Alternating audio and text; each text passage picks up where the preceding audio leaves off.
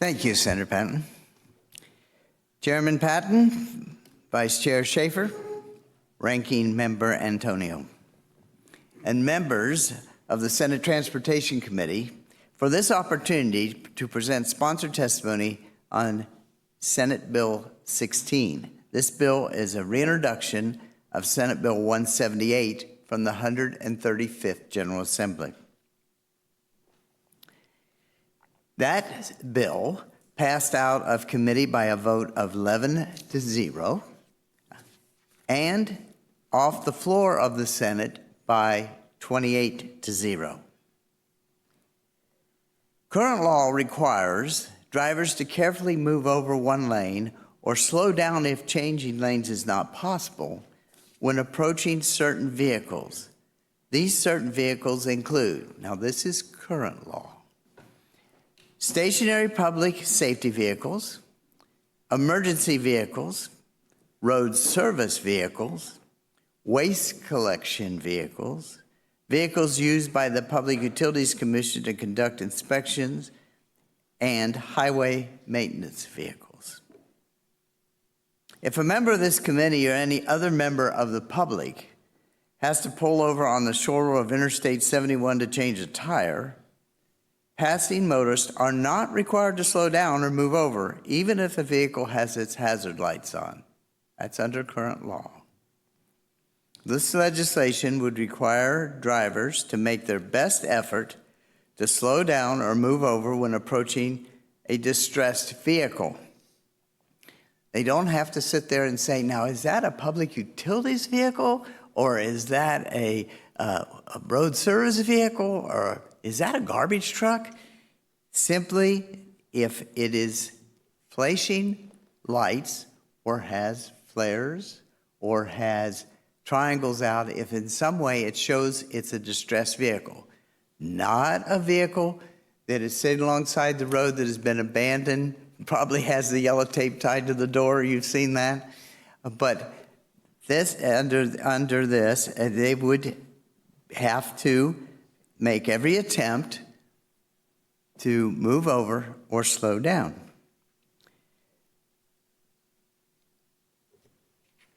I have been interested to see the confusion of the current law of people trying to make a decision. Am I supposed to pull over? Am I not supposed to pull over?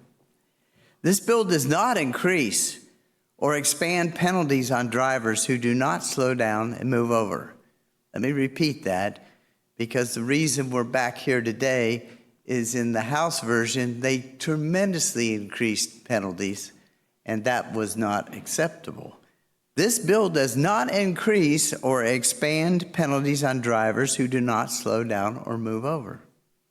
The current penalty that drivers are subject to when they do not slow down or move over for certain vehicles previously mentioned will now apply to distressed vehicles under this bill.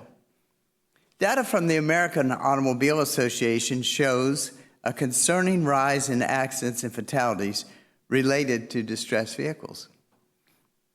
I believe we should do more to prevent these accidents and fatalities.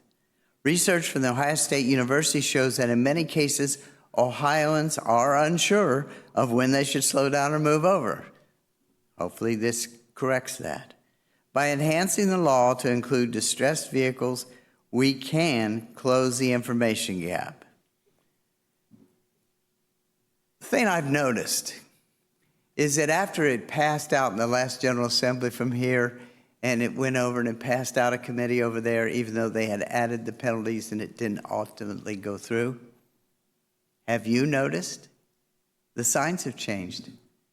ODOT, at least on my drives, ODOT and the Department of Transportation have changed their signs to say, slow down and move over for flashing lights.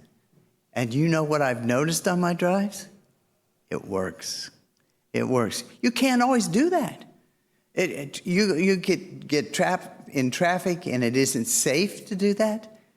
But what I notice is a tremendous increase in the amount of people that are thinking along the lines of, that could be my wife or my grandmother out there, and they do attempt to move over, and when they can't, they attempt to slow down. So I thank you for allowing the testimony. I urge passage again of this bill to move forward, and I'm ready to answer any questions, Mr. Chairman.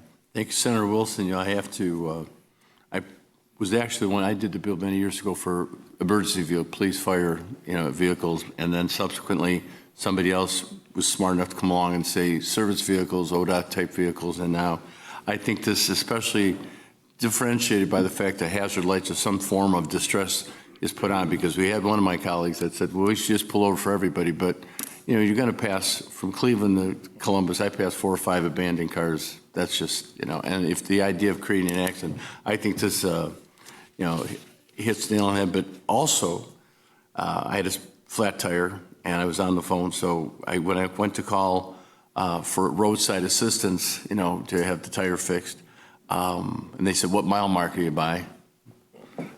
I didn't know. I mean, I just said, well, where about are you? I said, I don't know. They literally had to send the highway patrol out to find. They said, you're by mile marker. So then the AAA or whoever came out, but that's how that was not a good thing for me to do. I'm just pointing. But while on the side of the road waiting for the emergency vehicle, as big as I am, and I'm not a shrinking violet, when those 18-wheelers come by, rather, on that inside lane and you're on the berm, it's almost like a suction feel, like you're going to get dragged in the highway. So again, from a personal standpoint, thank you for bringing this bill. And I know that my vice chairman has a question. Chairman Schaefer. Thanks so much, Chairman. And to echo what you're saying, not that I want to give lots of personal examples, but as we've had conversations over the years, Senator Wilson, I've had some heartburn over this general policy. I like what we're changing here, but I've had some heartburn over this general policy because my theory is anytime you create the need for human intervention on a highway, you're introducing human error, the possibility of human error, and so that could lead to accidents and that sort of thing, and on and on and on. But 2 weeks ago, I was hit on a very busy 4-lane state highway, hit by a person, and we called the 911, and the troopers came, and the EMS came, and all that. Everything's fine, don't worry. I will tell you, I bet I made at least a dozen trips from my car to the other car, to the EMS, to the trooper. I mean, back and forth as you're conducting business, doing reports and all that. And there was one time when I felt a vehicle, I don't know what it was, a car, truck, or whatever, go by my backside, and I felt that vacuum, and I thought, good Lord, how close was he?